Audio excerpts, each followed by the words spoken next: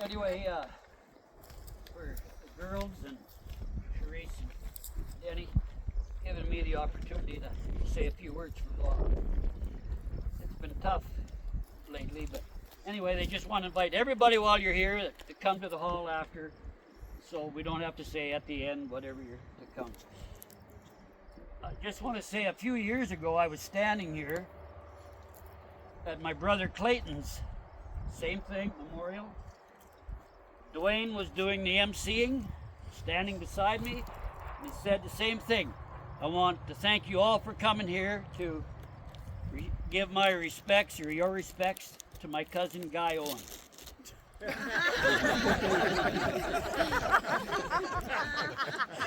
Anyway, we passed on to that and said it was about Clayton, not me. Anyway, we have all our stories about Bob growing up, but I'd like to just say a couple of things about Bob the last couple of years. He called Thompson tough.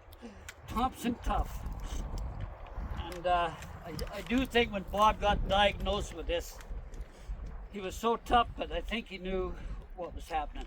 I really do. But you know, he still made plans to travel with the girls and everybody. They had a trip to go to Las Vegas, different things like that, which he never did make. But anyway, he did make it back to Abby for that celebration in July, and my God, that was tough on him, but he was a trooper, I'll tell you. That's when he told me, when I took him back to the farm, he said, "You better ask Jed to load the shells, if you will." That was tough. And I said, as we were trying to spend time with the family, he was also so proud of the grandkids, Sharice and Denny, and who he called Kookie. Then he would look over his glass and say, "You know why we called her Kookie." Anyway, and then there was Darlene,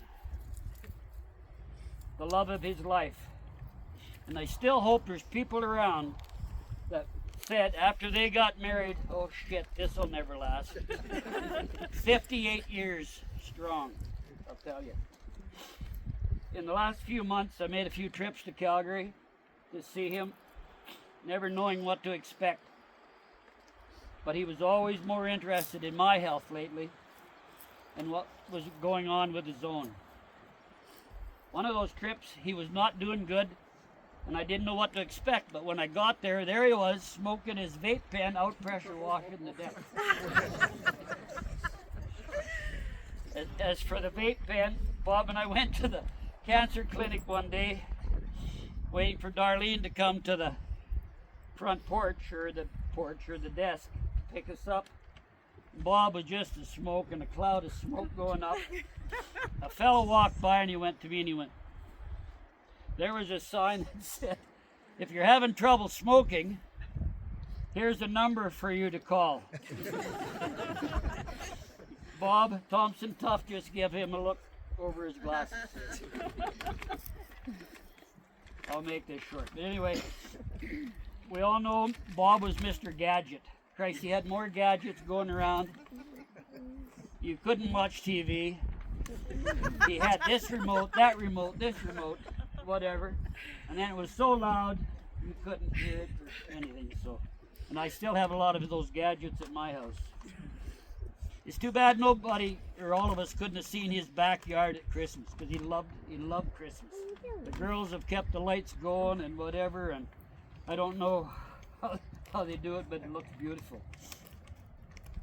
There's some of us that would get the late night phone calls from Bob. My God. These could come at 11 o'clock at night, whatever. He'd have a couple of drinks, maybe go for a pee. "Don't put the phone down, Tex," he'd say. "No, it's all right." And then he had his super way of saying to us, "Okay, goodbye." It was something like, "Go shut the front door." Anyway. In closing, I'd just like to share this moment.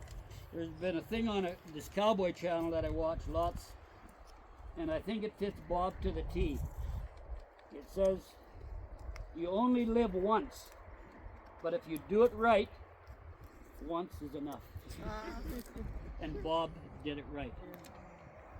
And this is the last thing. Memories, I've always said, are better than wishes. And we all cherish the ones we've made with Bob. And wish we had more memories to share with you.